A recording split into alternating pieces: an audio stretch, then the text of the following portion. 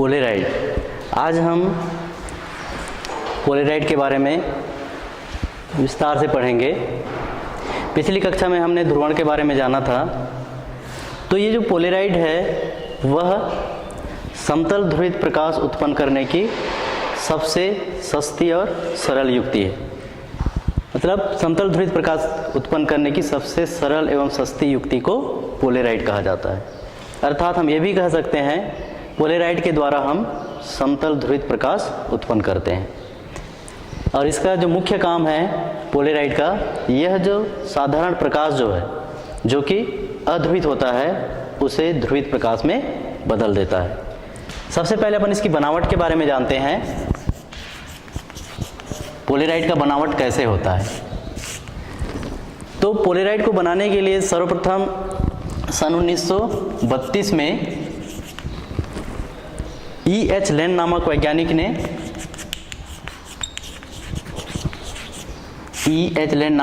ने एक विशेष विधि विकसित किया था और उसके आधार पर उन्होंने पोलेराइड का निर्माण किया था, जिसमें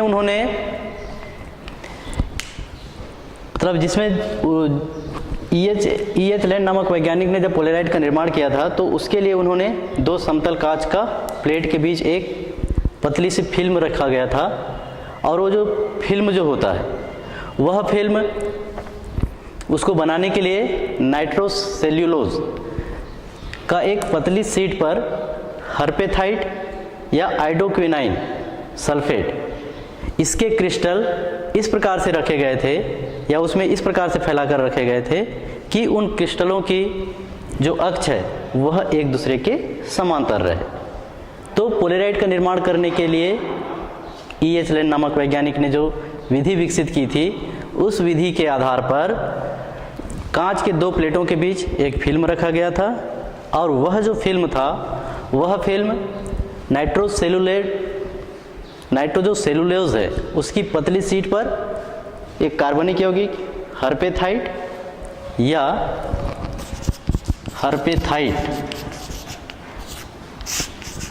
या इसके स्थान पर आइडोक्विनाइन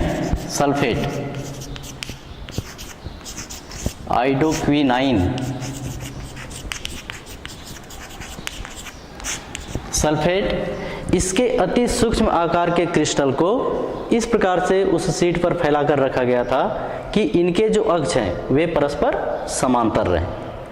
तो इस प्रकार से पोलेराइड का निर्माण किया गया था। अब इसके बाद हम इसकी कार्यविधि देखते हैं। पोलेराइड की कार्यविधि।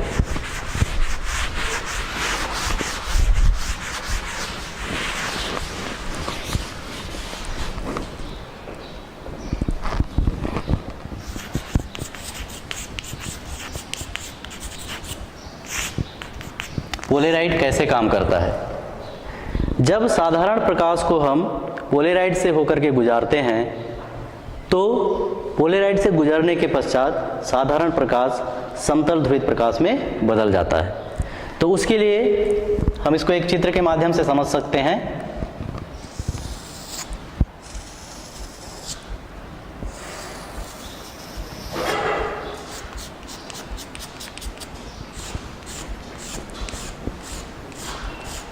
जैसे मान लो ये पोलेराइड है, इसमें से होकर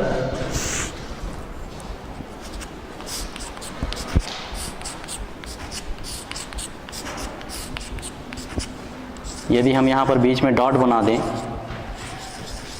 इसका मतलब है इसमें जो कंपन करने वाले जो कण हैं वह इस समतल के लंबवत कंपन कर रहे हैं। और ये जो नोटेशन है यह नोटेशन अध्रुवित प्रकाश के लिए होता है।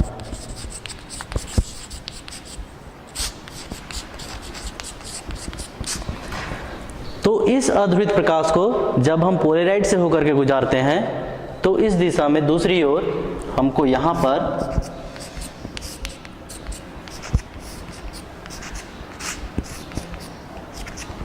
जो प्रकाश प्राप्त होता है ये हमको ध्रुवित प्रकाश या समतल ध्रुवित प्रकाश प्राप्त होता है। तो तो इस प्रकार से अध्रुवित प्रकाश को पोलेराइड से होकर के गुजारते हैं तो हमें अध्रुवित प्रकाश प्राप्त होता है, ध्रुवित प्रकाश प्राप्त होता है। और यहाँ पर जब अध्रुवित प्रकाश पोलेराइड से होकर के गुजरता है तो उस स्थिति में जो क्रिस्टलों के अक्ष के जो समांतर जो होते हैं उसी प्रकाश को पोलेराइड से होकर के गुजरने देता है और यहाँ से जो प्राप्त आगे की ओर जो प्रकाश होता है वह हमें ध्रुवित प्रकाश मिलता है। अब इसके बाद यदि हम दो पोलेराइड लें, इसके बाद यदि हम दो पोलेराइड लें और दोनों पोलेराइड के जो अक्ष हैं वे समांतर रहें तो उस स्थिति में यहाँ पर जो दूसरी ओर जब दोनों पोलेराइड से पहले पोलेराइड से जब हम अध्रुवित प्रकाश को निर्गत करते हैं तो दूसरे पोलेराइड से ध्रुवित प्रकाश प्राप्त होता है और वही ध्रुवित प्रकाश जब दूसरे पोलेराइड से होकर के गुजरता है तो उस स्थिति में वह ध्रुवित प्रकाश उस दूसरे पोलेराइड से भी होकर के बाहर निकल जाता है। तो उस स्थिति में हम कह सकते हैं, यहाँ पर देखिए डायग्राम में,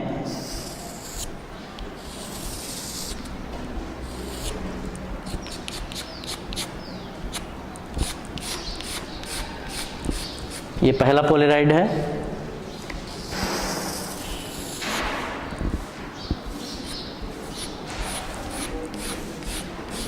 और ये दूसरा पोलेराइड है। दोनों पोलेराइड आपस में समांतर है। तो इस स्थिति में जब इस दिशा से अध्रुवित प्रकाश को पहले पोलेराइड, सपोज इस पोलेराइड को ए से डिनोट करें, इस पोलेराइड को बी से डिनोट करें, तो उस स्थिति में चूंकि ये दोनों पोलेराइड समांतर हैं तो उस स्थिति में जब पहले पोलेराइड से अध्रुवित प्रकाश निकल करके दूसरे पोलेराइड में पहुंचता है तो बीच में जो प्रकाश जो होता है, पहले जो पोलेराइड है इससे जो निकला हुआ प्रकाश होता है वह ध्रुवित प्रकाश होता है और वही ध्रुवित प्रकाश जब दूसरे पोलेराइड से होकर के निकलता है तो उस स्थिति में यहाँ पर सीधा सीधा वह प्रकाश बाहर की ओर निकल जाता है, जो कि बाहर की ओर निकलने वाला जो प्रकाश है वह ध्रुवित प्रकाश होता है।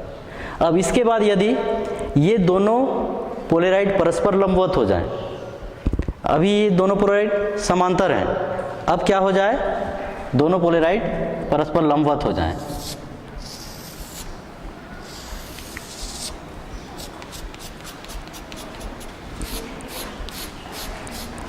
दोनों पोलेराइड परस्पर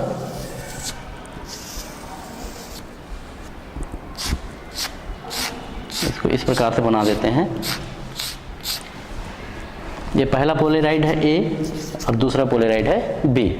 तो इस स्थिति में जब पहले पोलेराइड पर अध्रुवित प्रकाश प्राप्त होता है तो इससे निकलने वाला प्रकाश ध्रुवित होता है और वही ध्रुवित प्रकाश जब दूसरे पोलेराइड से होकर के गुजरता है तो वह इससे बाहर की ओर नहीं निकल पाता, क्योंकि इस स्थिति में दोनों पोलेराइड कैसे हैं, परस्पर लंबवत हैं। तो इस स्थिति में अपन देखते हैं जब दोनों पोलेराइड परस्पर लंबवत होते हैं तो उस स्थिति में अध्रुवित प्रकाश पहले पोलेराइड से होकर के गुजरता है और ध्रुवित प्रकाश में बदल जाता है और वही ध्रुवित प्रकाश दूसरे पोलेराइड से जब होकर के गुजरता है, चूंकि ये पहले पोलेराइड के लंबवत है इसलिए वह ध्रुवित प्रकाश इस पोलेराइड से बाहर की ओर नहीं निकल पाता। इस स्थिति को हम बोलते हैं ये दोनों पोलेराइड क्रासित हैं। यह स्थिति कहलाती है क्रासित।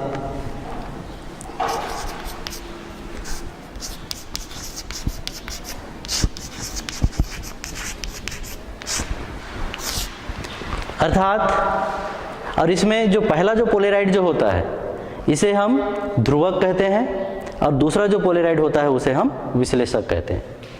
तो जब दोनों पोलेराइड परस्पर समांतर होते हैं तो उस स्थिति में पहले पोलेराइड पर आपतित अध्रुवित प्रकाश ध्रुवित प्रकाश में बदलकर दूसरे पोलेराइड से होकर के सीधा बाहर निकल जाता है और दूसरी स्थिति में जब दोनों पोलेराइड परस्पर लंबवत होते हैं अर्थात ध्रुवक और विश्लेषक दोनों परस्पर लंबवत होते हैं तो उस स्थिति में जो अध्रुवित प्रकाश ध्रुवक में से आपतित हो रहा है वह ध्रुवित होकर के दूसरा जो पोलेराइड है विश्लेषक इसमें से बाहर की ओर नहीं निकल पाता। तो इस स्थिति को क्रासित स्थिति कहा जाता है। तो इस प्रकार से ये इसकी क्रियाविधि होती है। अब हम इसके बाद देखेंगे पोलेराइड के क्या क्या उपयोग हैं।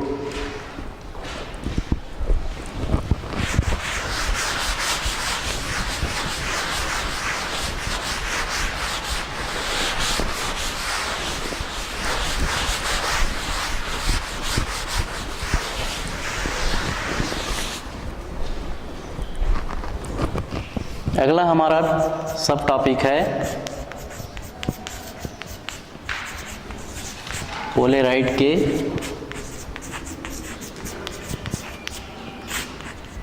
उपयोग। इसका सबसे महत्वपूर्ण उपयोग है, पहला उपयोग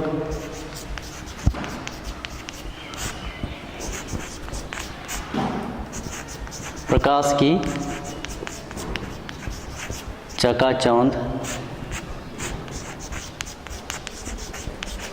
को दूर करने में।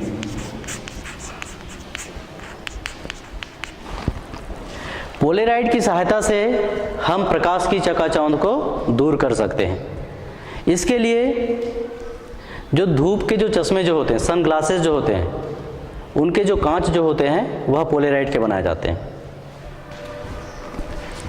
तो जब पोलेराइड वाला जो सन ग्लासेस है उसमें एक्चुअल में क्या होता है, जब वस्तुओं से कोई प्रकाश परावर्तित होती है तो वह आंशिक रूप से समतल ध्रुवित हो जाता है।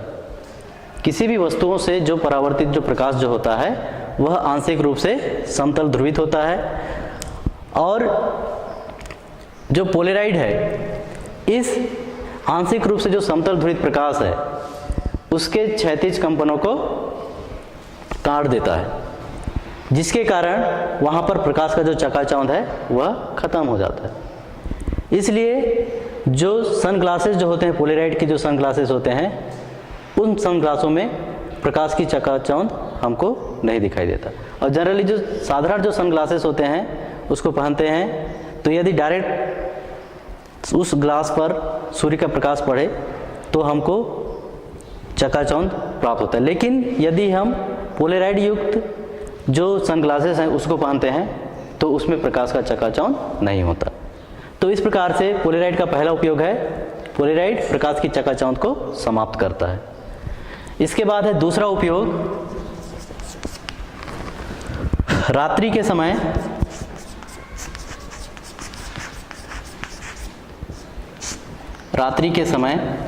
वाहनों, आमने सामने से आने वाली वाहनों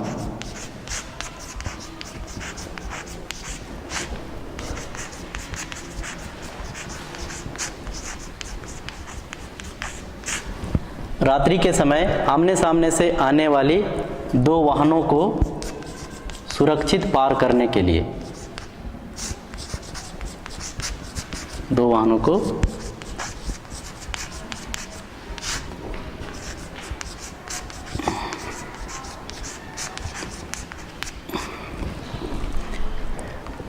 पोलेराइड का उपयोग रात्रि के समय आमने सामने से आने वाली दो वाहनों को सुरक्षित पार करने के लिए भी किया जाता है। इसके लिए क्या होता है, जो वाहन जो होते हैं उनके जो विंड स्क्रीन जो होते हैं, जो सामने में जो स्क्रीन लगा रहता है, कांच का जो स्क्रीन लगा रहता है वह पोलेराइड का बना होता है। साथ ही साथ जो उसके लाइट्स जो होते हैं उसके ऊपर जो कांच का जो कवर जो होता है वह भी पोलेराइड का बना होता है। जब रात्रि में जब हेडलाइट्स जला हुआ होता है और दो वाहन होते हैं, दोनों वाहनों के विंड स्क्रीन और जो लाइट का जो कवर है, जो हेडलाइट का जो कवर है वह भी यदि पोलेराइड का बना हुआ होता है, तो उस स्थिति में यदि ऐसे दो वाहन आमने सामने से गुजर रहे हैं तो उस स्थिति में यहाँ पर पहले वाहन का जो स्क्रीन है उसमें से दूसरे वाहन का जो हेडलाइट का जो प्रकाश है वह हेडलाइट का प्रकाश दूसरे वाहन के विंड स्क्रीन में आपतित होता है और ये परस्पर लंबवत होते हैं। जैसे उदाहरण के लिए मैं एक जनरल छोटा सा चित्र बनाता हूँ। जैसे मान लो इधर का वाहन है, ये पहला वाहन है, इसका विंड स्क्रीन है, पहले वाहन का ये विंड स्क्रीन है जो कि पोलेराइड का बना हुआ है। अब इधर ये दूसरा वाहन है, इसका जो लाइट है, इसके ऊपर जो ग्लास है ये भी पोलेराइड का बना हुआ है। जब इसमें से निकलने वाला प्रकाश इसमें विंड स्क्रीन में पड़ता है, दूसरे जो पहला जो वाहन है उसके विंड स्क्रीन में, ये भी पोलेराइड का बना हुआ है, तो इस पर ये लंबवत आपतित होता है। ये भी पोलेराइड का बना है, ये भी पोलेराइड का बना है। इसका मतलब क्या हुआ, इसमें से जो निकलने वाला प्रकाश है इस पोलेराइड पर लंबवत आपतित हो रहा है, और हमको पता है जब प्रकाश की किरणें लंबवत आपतित होती हैं तो उस स्थिति में ये दोनों क्रॉसित हो जाते हैं और एक दूसरे के प्रभाव को नष्ट कर देते हैं और यहाँ पर प्रकाश का चकाचौंध समाप्त हो जाता है। तो इस वजह से ये दोनों वाहन एक दूसरे को सुरक्षित पार कर जाते हैं। यदि किसी वाहन में पोलेराइड युक्त विंड स्क्रीन ना हो तो उस स्थिति में यहाँ पर सपोज यहाँ पर ये मान के चलें जो पहला जो वाहन है इसका विंड स्क्रीन पोलेराइड का नहीं बना है, तो उस स्थिति में क्या होगा, दूसरे वाहन से जो प्रकाश निकलेगा तो उसको ये प्रभावित नहीं कर पाएगा या क्रॉसित नहीं हो पाएगा यहाँ पर, और जो पहले वाहन का जो चालक है उसको यही प्रकाश चमकता हुआ दिखाई देगा, यहाँ पर चकाचौंध हो जाएगा। तो इस स्थिति में दुर्घटना की संभावना बन जाती है। तो इसलिए जनरली वाहनों के जो विंड स्क्रीन है और जो हेडलाइट्स के जो कवर हैं वे पोलेराइड के बनाए जाते हैं।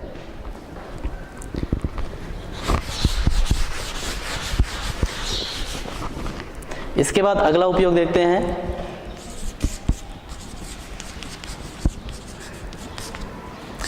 धातुओं के प्रकाशीय गुणों का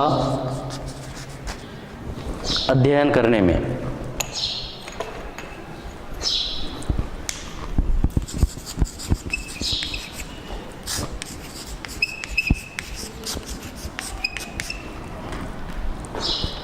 पोलेराइड का अगला उपयोग है धातुओं के प्रकाशीय गुणों का अध्ययन करने में। पोलेराइड की सहायता से हम धातुओं के प्रकाशीय गुणों का अध्ययन कर सकते हैं। होता क्या है, जब किसी धातु की सतह पर प्रकाश आपतित होती है तो उस स्थिति में वह आंशिक रूप से ध्रुवित हो जाती है। इसके आधार पर हम धातुओं के प्रकाशीय गुणों का अध्ययन करते हैं। इसके बाद है अगला इसका उपयोग ध्रुवित प्रकाश के संसूचन में।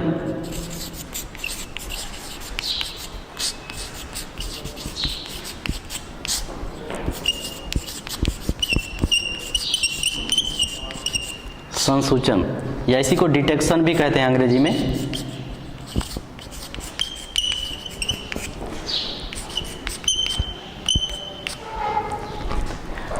डिटेक्शन, डिटेक्ट शब्द से बना हुआ है। डिटेक्ट का मतलब होता है खोज करना, खोजना। तो ध्रुवित प्रकाश, कोई प्रकाश ध्रुवित प्रकाश है कि नहीं, क्या वह अध्रुवित प्रकाश है या समतल ध्रुवित प्रकाश है, इसको जानने के लिए हम पोलेराइड का उपयोग करते हैं। तो ध्रुवित प्रकाश के संसूचन, संसूचन का मतलब क्या है, कोई प्रकाश वास्तव में ध्रुवित प्रकाश है कि अध्रुवित प्रकाश है, इसको जानने के लिए हम किसका उपयोग करते हैं, पोलेराइड का उपयोग करते हैं। और इसके और भी उपयोग हैं, जैसे पोलेराइड कैमरा हो गया,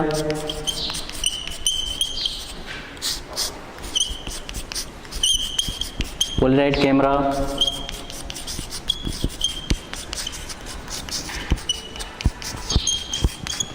और फोटोग्राफी में भी पोलेराइड का उपयोग किया जाता है। उसके साथ जैसे त्रिविमी, तीन विमा वाले चित्रों को देखने में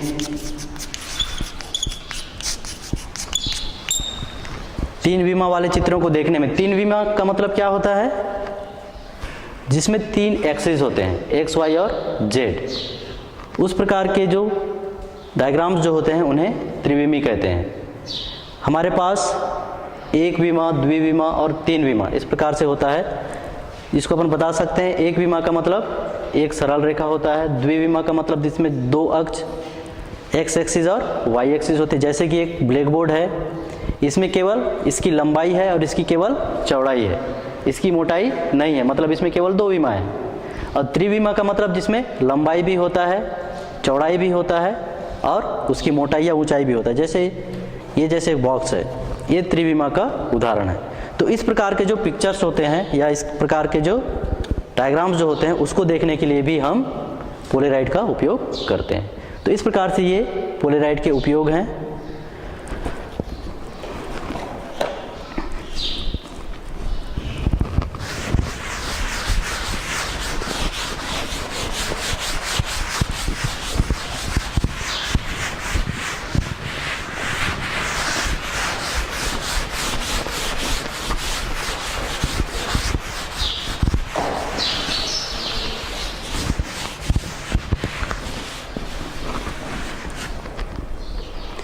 इसके बाद अपन देखते हैं अध्रुवित प्रकाश और समतल ध्रुवित प्रकाश में क्या अंतर होता है।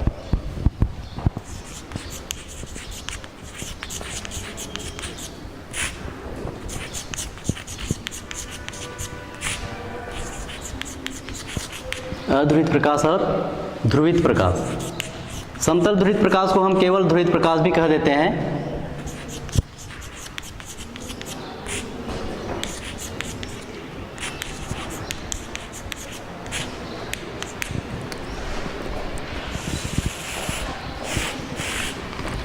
अध्रुवित प्रकाश और समतल ध्रुवित प्रकाश में अंतर।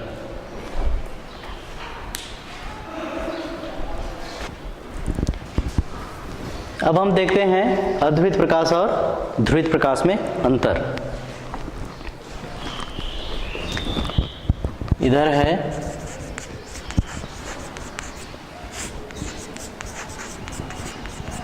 अध्रुवित प्रकाश,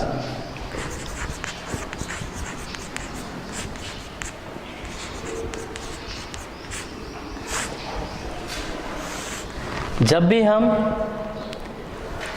अंतर लिखते हैं या किसी भी दो राशियों के बीच अंतर ज्ञात करना होता है तो हम उसे दो भागों में बांटकर ही अंतर लिखेंगे, दोनों से तुलनात्मक अंतर बताएंगे। तो जैसे अध्रुवित प्रकाश में क्या होता है, हमको पता है अध्रुवित प्रकाश में जो कंपन जो होते हैं वे तरंग संचरण की दिशा के चारों ओर सभी ओर पूर्ण रूप से सम्मित होते हैं। तो ऐसे प्रकाशों को क्या कहा जाता है, अध्रुवित प्रकाश। और ध्रुवित प्रकाश में क्या होता है, ध्रुवित प्रकाश में जो कंपन जो होते हैं वे केवल तरंग संचरण के दिशा के लंबवत ही होते हैं, केवल एक ही दिशा में कंपन करते हैं और इसमें सभी दिशाओं में कंपन नहीं होता ध्रुवित प्रकाश में। जबकि ध्रुवित प्रकाश में जो कंपन जो होते हैं वह तरंग संचरण की दिशा के चारों ओर होते हैं, जबकि ध्रुवित प्रकाश में जो कंपन होते हैं वह तरंग संचरण की दिशा के लंबवत होता है। इसके बाद दूसरा अंतर है, जब अध्रुवित प्रकाश को पोलेराइड में से होकर के गुजारा जाता है, जब अध्रुवित प्रकाश को पोलेराइड में से होकर के गुजारा जाता है तो निर्गत प्रकाश की जो तीव्रता जो होती है उसमें परिवर्तन नहीं होता। और जब ध्रुवित प्रकाश को पोलेराइड में से होकर के गुजारते हैं तो पोलेराइड से होकर जो प्रकाश निकलती है उसके तीव्रता में अलग अलग स्थितियों में अलग अलग परिवर्तन होता है। इसके बाद इसमें तीसरा अंतर हम बता सकते हैं, इसके एग्जाम्पल्स क्या क्या हैं। तो इसके एग्जाम्पल्स क्या क्या हो जाएंगे, अध्रुवित प्रकाश के उदाहरण जैसे सूर्य का प्रकाश हो गया, बल्ब का प्रकाश, मोमबत्ती का प्रकाश, ये सारे अध्रुवित प्रकाश के उदाहरण हैं। और ध्रुवित प्रकाश के उदाहरण क्या होंगे, जैसे किसी प्रकाश को हम पोलेराइड से होकर के गुजारें तो उसमें से जो निकलने वाला जो प्रकाश जो होता है वह ध्रुवित प्रकाश होता है। अगला जो अंतर इसका सिंबल से संबंधित हो सकता है। अध्रुवित प्रकाश का सिंबल को हम कैसे डिनोट करते हैं,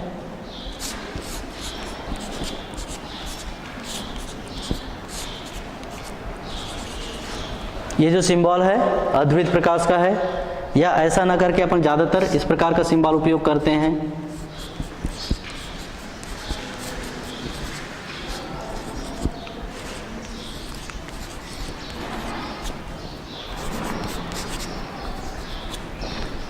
ऐसा या ऐसा सिंबल किसका होता है, अध्रुवित प्रकाश का।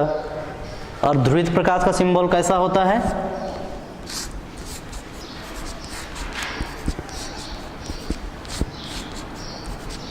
यदि इस प्रकार का सिंबल बना हुआ है मतलब एक ऐसा ध्रुवित प्रकाश है इसमें जो कण कंपन कर रहे हैं वह तल के समांतर कंपन कर रहे हैं, तो उस ध्रुवित प्रकाश के लिए ये सिंबल होता है।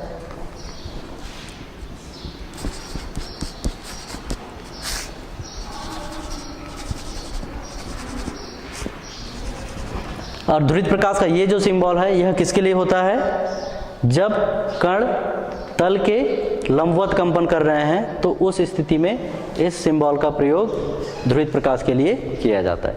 तो इस प्रकार से ये चारों अंतर हम देख सकते हैं अध्रुवित प्रकाश और ध्रुवित प्रकाश में अंतर के लिए। पहला जो अंतर है वह है ध्रुवित प्रकाश में कंपन तरंग संचरण की दिशा के चारों ओर सम्मित होते हैं और ध्रुवित प्रकाश में जो कंपन जो होते हैं वह तरंग संचरण की दिशा के लंबवत होता है। दूसरा अंतर, जब अध्रुवित प्रकाश को पोलेराइड में से होकर के गुजारा जाता है तो निर्गत प्रकाश की तीव्रता में अध्रुवित प्रकाश में कोई परिवर्तन नहीं होता, और जब ध्रुवित प्रकाश को किसी पोलेराइड से होकर के गुजारते हैं तो अलग अलग स्थितियों में इसकी तीव्रताओं में परिवर्तन होता है। तीसरा, इसके उदाहरण से संबंधित है, एग्जाम्पल, इसका उदाहरण से संबंधित है। अध्रुवित प्रकाश जैसे सूर्य का प्रकाश, ट्यूबलाइट, मोमबत्ती वगैरह जो लाइट्स हैं उनके प्रकाश जो होते हैं वे अध्रुवित होते हैं। और इधर ध्रुवित प्रकाश का एग्जाम्पल के अंतर्गत यदि हम प्रकाश को, साधारण प्रकाश को पोलेराइड से होकर के गुजारें तो पोलेराइड से गुजरने के पश्चात जो प्रकाश प्राप्त होता है वह प्रकाश ध्रुवित प्रकाश होता है। तो इस प्रकार से ये अध्रुवित प्रकाश और ध्रुवित प्रकाश में अंतर है। इसके बाद हम ध्रुवण से संबंधित कुछ आंकिक प्रश्न देखते हैं।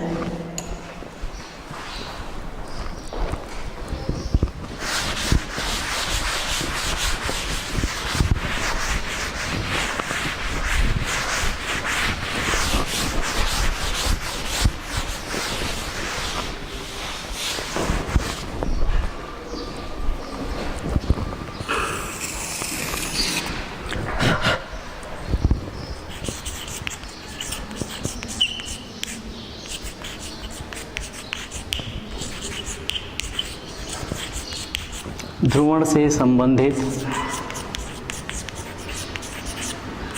आंकिक प्रश्न।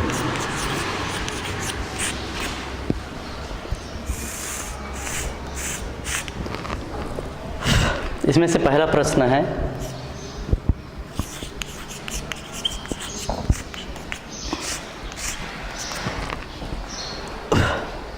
एक माध्यम के लिए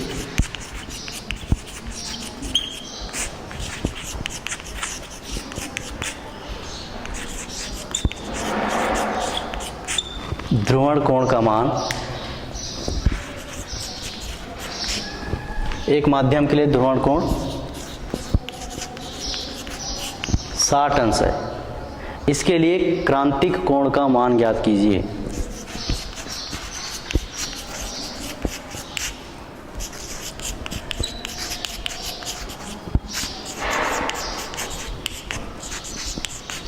क्रांतिक कोण का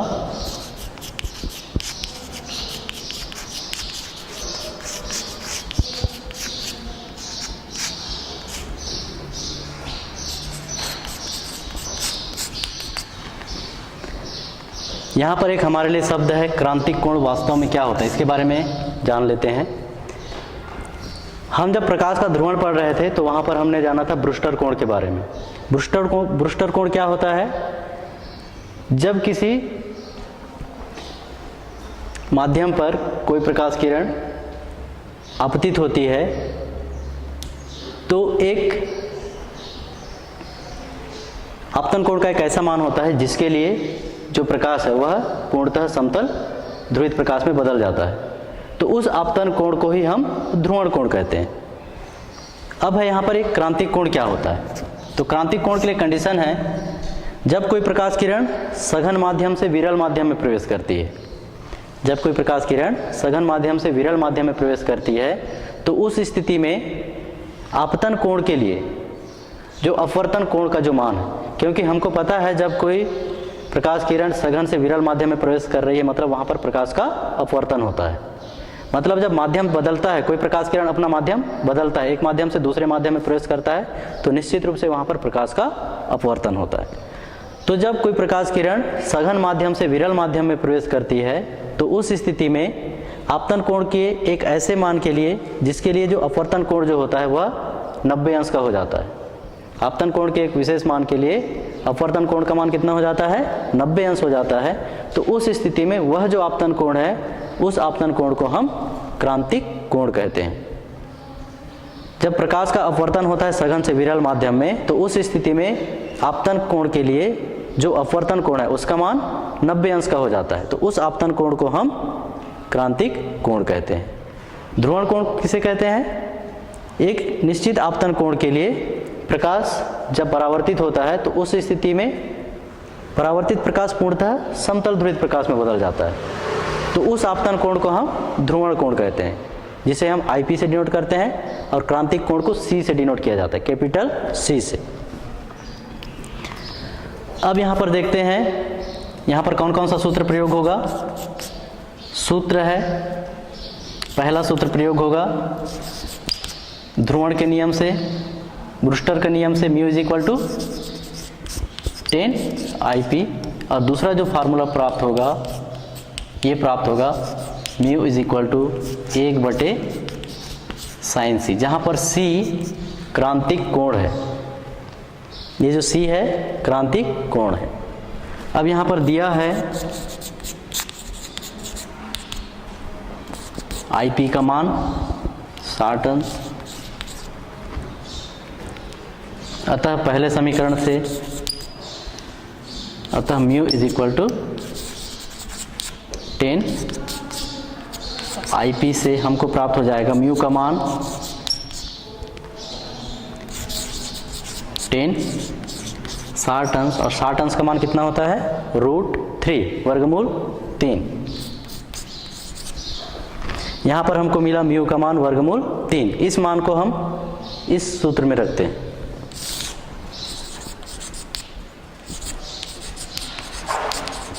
इस मान को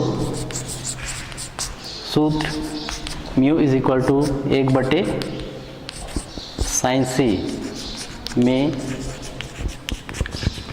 रखने पर ये कितना हो जाएगा, म्यू का मान √3 बराबर 1/sin c, या इसी को हम आगे लिख सकते हैं sin c बराबर 1/√3। अतः क्रांतिक कोण C बराबर कितना हो जाएगा,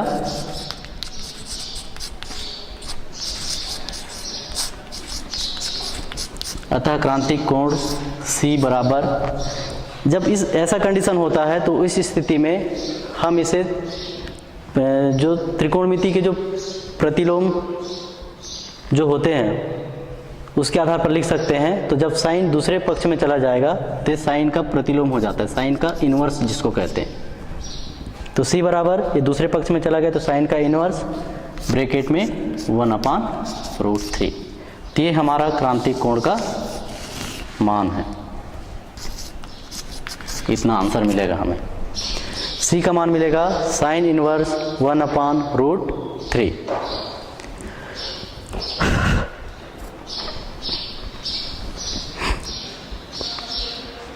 इसके बाद हम अगला उदाहरण देखते हैं, अगला प्रश्न देखते हैं।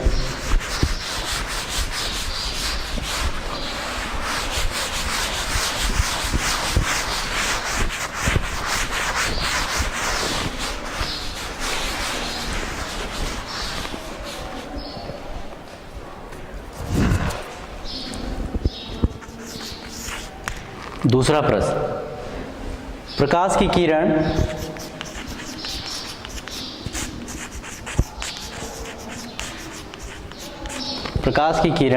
कांच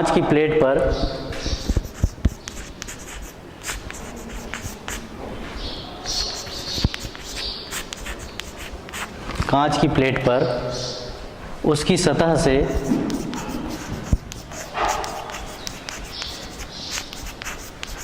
उसकी सतह से 30 अंश का कोण बनाती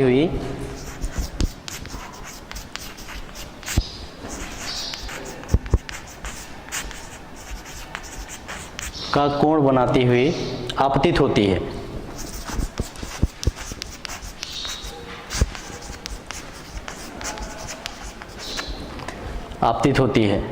यदि परावर्तित और अपवर्तित किरण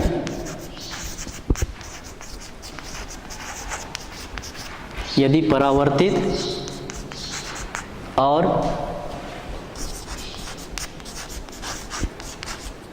अपवर्तित किरण परस्पर लंबवत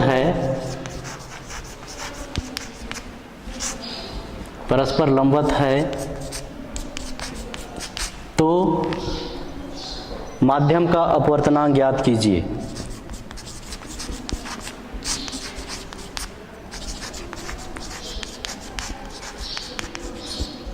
अपवर्तनांक ज्ञात कीजिए।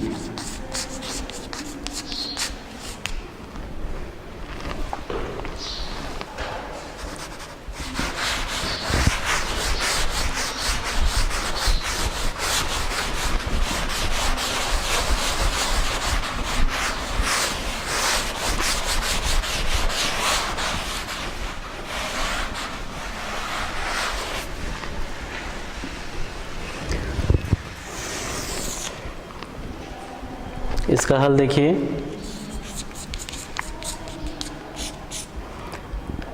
यहाँ पर देखो, जब भी कोई न्यूमेरिकल प्रश्न हल करना है तो उस स्थिति में यहाँ पर प्रश्न को ध्यान से पढ़ना है।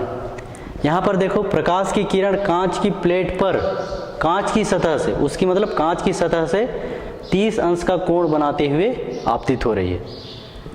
तो यहाँ पर 30 अंश का कोण डायरेक्टली आपतन कोण नहीं है, यहाँ पर ये ध्रुवण कोण नहीं है, ये डायरेक्टली 30 अंश ध्रुवण कोण नहीं है, क्योंकि ये जो कोण बन रहा है किसके बीच बन रहा है, किसके बीच बन रहा है, कांच की प्लेट पर उसकी सतह से बन रहा है, सतह से और जो प्रकाश किरण है उसके बीच बन रहा है।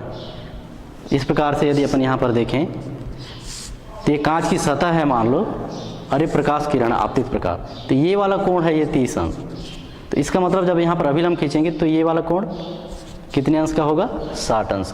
तो यहाँ पर जो ध्रुवण कोण जो होगा वो कितने अंश का होगा, 60 अंश। तो इसलिए कोई भी प्रश्न है उसको तो पहले ध्यान से पढ़ना है। तो यहाँ और यहाँ पर ये कोण ध्रुवण कोण क्यों होगा, क्योंकि यहाँ पर परावर्तित और अपवर्तित किरण परस्पर लंबवत है, इसलिए ये जो कोण होगा 60 अंश, ये क्या होगा, ध्रुवण कोण होगा। तो यहाँ ध्रुवण कोण बराबर ध्रुवण कोण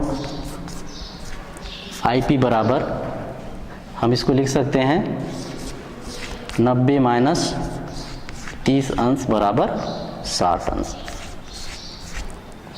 स्पष्ट कर देते हैं, यहाँ ध्रुवण कोण IP बराबर 90 माइनस 30 अंश बराबर 60 अंश।